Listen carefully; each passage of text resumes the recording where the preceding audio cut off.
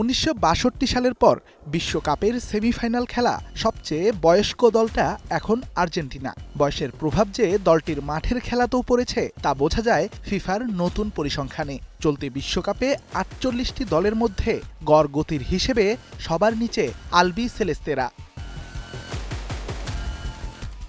সেমিফাইনালের টিকিট নিশ্চিত করতে এবার প্রতিটি ম্যাচেই কঠিন পরীক্ষা দিতে হয়েছে বর্তমান বিশ্ব চ্যাম্পিয়নদের কেপ ভার্দে, মিশর কিংবা সুইজারল্যান্ড। প্রতিটি ম্যাচেই শারীরিক এবং মানসিক লড়াই করেই জিততে হয়েছে স্ক্যালোনির দলকে।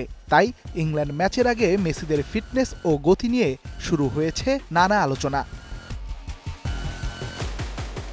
ফিফার সবশেষ গবেষণা বলছে এবারের বিশ্বকাপে গড়গতির দিক থেকে সবার নিচে আছে আর্জেন্টিনা, অর্থাৎ টুর্নামেন্টে সবচেয়ে ধীরগতির দল এখন আকাশী নীলরা। অন্যদিকে দলের প্রাণভোমরা লিওনেল মেসি আছেন টুর্নামেন্টে সবচেয়ে কম দৌড়ে খেলা ফুটবলারদের তালিকার তলানিতে।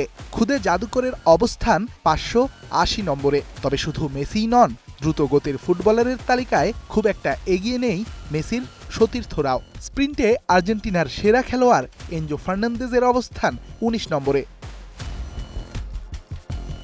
বিনিয়োগ হোক বিশ্বস্ত, আমার পছন্দ সল্ট বে।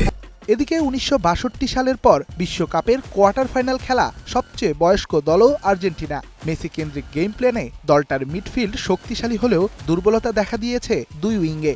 সেমির মঞ্চে আর্জেন্টিনার এই দুর্বলতাকেই শক্তিতে রূপ দেওয়ার পরিকল্পনা করবেন ইংল্যান্ড বস থমাস টুখেল। আর্জেন্টাইন ভক্তদের মনে শঙ্কা, ইংল্যান্ডের গতিময় ফুটবল থামাতে পারবে তো আর্জেন্টিনা? যদিও অভিজ্ঞতা, মানসিক দৃঢ়তা এবং ম্যাচ পরিস্থিতি সামাল দেয়ায় এখনও বিশ্বসেরা আর্জেন্টিনা। চলতি বিশ্বকাপে শেষ সময়ে তাদের ম্যাচ জেতার পরিসংখ্যানই বলছে অভিজ্ঞতার মূল্য দলটা দিতে জানে। একদিকে গতিময় ফুটবল, আরেকদিকে অভিজ্ঞতার পসরা সাজিয়ে দল নিয়ে এগিয়ে যাচ্ছেন লিওনেল মেসি। তবে শেষ পর্যন্ত কার মুখে স্থায়ী হবে বিজয়ের হাসি, উত্তর মিলবে ১৬ তারিখের বহুল প্রতীক্ষিত সেমিফাইনালের মঞ্চে। Redwan Shaon, star play.